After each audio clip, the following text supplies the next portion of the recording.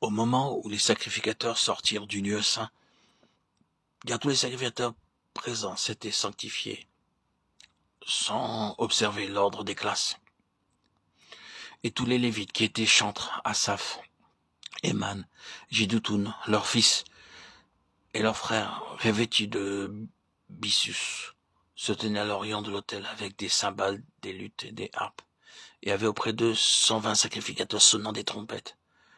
Et lorsque ceux qui sonnaient des trompettes et ceux qui chantaient s'unissaient d'un même accord pour célébrer, pour louer l'Éternel, firent retentir les trompettes, les cymbales et les autres instruments et célébrèrent l'Éternel par ces paroles.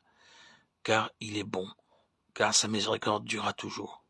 En ce moment, la maison de l'Éternel fut remplie d'une nuée. Les sacrificateurs ne purent pas y rester pour faire le service à cause de la nuée, car la gloire de l'Éternel remplissait la maison de Dieu. 2 Chroniques 5, 11, 14.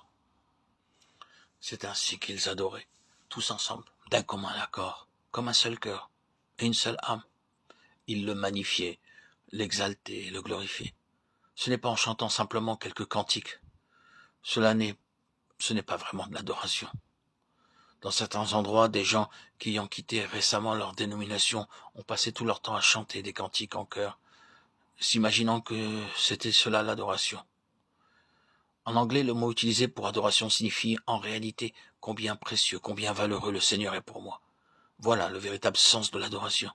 Ce n'est pas en chantant simplement quelques chœurs qu'on peut vraiment exprimer cette réalité, combien le Seigneur est précieux pour moi.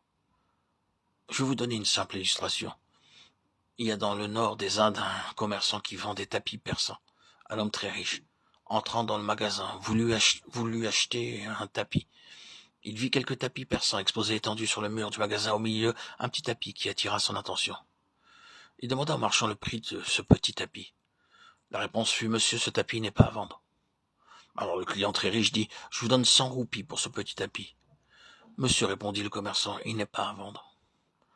Cette fois, le client proposa 1000 roupies. Même réponse du marchand. L'homme riche surenchérit. Je vous donne 10 000 roupies, mais invariablement cette réponse lui fut adressée. Non, monsieur, il n'est pas à vendre.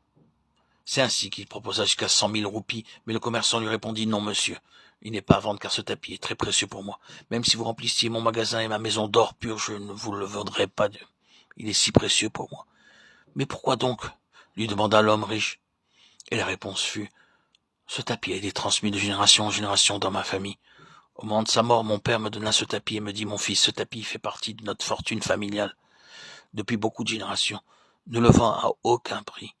Mon père lui-même l'avait reçu de son père, et il fut transmis ainsi de père en fils depuis des générations. C'est pourquoi nous ne nous en séparons à aucun prix. Voilà de l'adoration.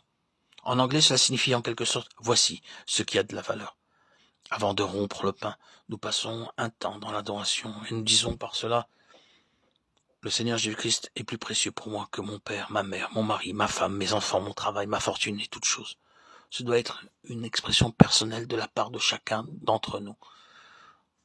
Ce n'est pas en chantant quelques cantiques à ce moment-là que nous adorons vraiment, mais chacun à son tour peut exprimer devant Dieu à haute voix combien le Seigneur Jésus-Christ est devenu précieux pour nous.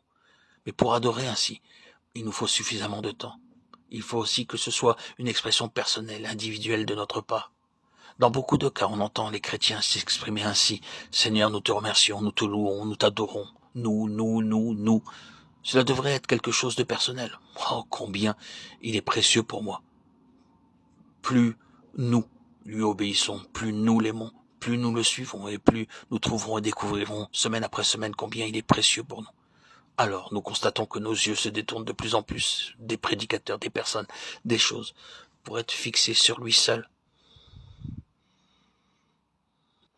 Ainsi, en prenant part à la Sainte Seine, en rompant le pain, de manière très générale, nous ne serons pas amenés à la véritable adoration. Dans bien des endroits, nous constatons que ce sont toujours les mêmes personnes, quelquefois 3 ou 4, qui participent à l'adoration chaque dimanche. Les autres restent silencieux, religieusement. Ce sont toujours les mêmes personnes qui racontent toujours les mêmes histoires. Nous apprenons à adorer authentiquement, en apprenant à être soumis au Seigneur Jésus.